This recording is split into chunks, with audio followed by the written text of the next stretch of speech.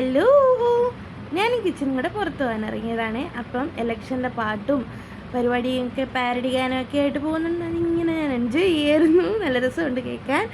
അങ്ങനെ ഞങ്ങൾ പോകുന്നത് എങ്ങോട്ടാണെന്ന് വെച്ചാൽ അറിയത്തില്ല.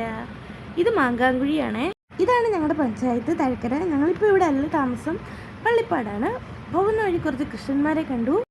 മാങ്കാങ്കുഴിയിലൂടെ എപ്പോൾ പോയാലും ഒരു കാപ്പിപ്പൊടിയുടെ മണമാണേ. അത് ഡീലക്സിൻ്റെ കട അപ്പുറത്തുള്ളതുകൊണ്ടാണ്. പിന്നെ ഇത് ആലഞ്ചോട്ടിലിവിടെ ഡാൻസ് നടപ്പുണ്ടായിരുന്നു. പിള്ളേരുടെ പാർട്ടി പരിപാടിയൊക്കെ ആയിരുന്നു. എല്ലാ സ്ഥലത്തും പോലീസ് ഉണ്ടായിരുന്നു അന്നേ ദിവസം. ഞാൻ പിന്നെ കിച്ചനോട് പറഞ്ഞു ഈ പള്ളിയിലോട്ട് പോകാൻ. ഈ പള്ളി ഞാൻ പണ്ട് കുഞ്ഞിലേ പോയിട്ടുണ്ട്. ചെറുപ്പത്തിൽ ഇവിടെ ഞാൻ പോയിട്ടുണ്ട്, 3-4 വട്ടം പോയിട്ടുണ്ട് കല്യാണത്തിന്. അല്ലാതെ തന്നെ ഈ പള്ളിയിൽ വന്നിട്ടുണ്ട്. ഞങ്ങളുടെ അപ്പുറത്തെ അമ്മാമ്മയുടെയൊക്കെ പള്ളിയാണ്. എനിക്ക് ഈ പള്ളി ഇഷ്ടമാണ്. ഈ കുരിശടി ഒക്കെ ഇഷ്ടമാണ്. പിന്നെ കുറച്ച് നേരം അവിടെ കയറി ഞാൻ കുരിശടി കയറി പ്രാർത്ഥിച്ചു. കിച്ചൻ വന്നില്ല. കിച്ചൻ പിന്നെ പള്ളിയുമായിട്ട് അഗാധമായ ബന്ധമായതുകൊണ്ട് പള്ളി കണ്ട പള്ളിയുടെ മുറ്റത്തൂടെ പോലും പോകത്തില്ല. അവിടെ കുറച്ച് നേരം നിന്നതിന് ശേഷം അതിലെ ഒരു വഴി ഉണ്ടായിരുന്നു അപ്പുറത്തെ ജംഗ്ഷനിലോട്ട്.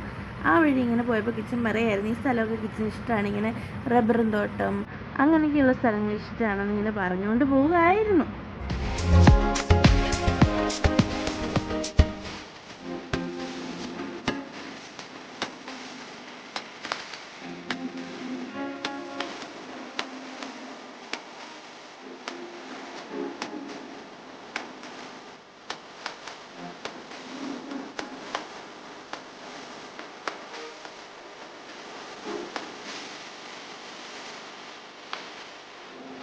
വെട്ടിയാർ പാലമൊക്കെ ആയപ്പോഴത്തേക്ക് കിച്ചൻ പറഞ്ഞു അവിടെ എന്തോ കിച്ചൻ്റെ ഏതോ റിലേറ്റീവിൻ്റെ വീടുണ്ട്, അങ്ങോട്ട് പോകാമെന്നല്ല, ആ റൂട്ടൊന്ന് പോയി നോക്കാമെന്ന്.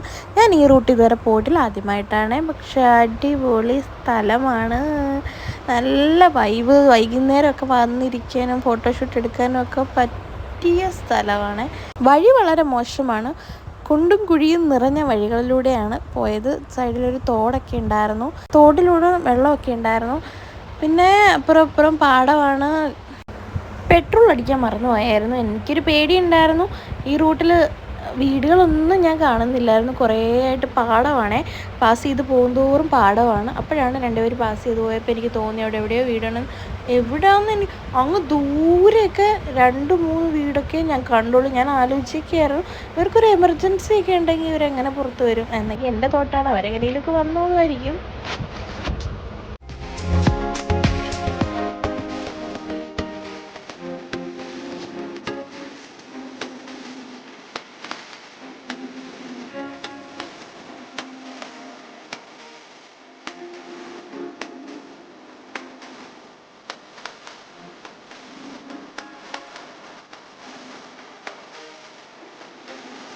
കാണുന്ന പോലെയല്ല, നല്ല രസമാണ് കാണാനും.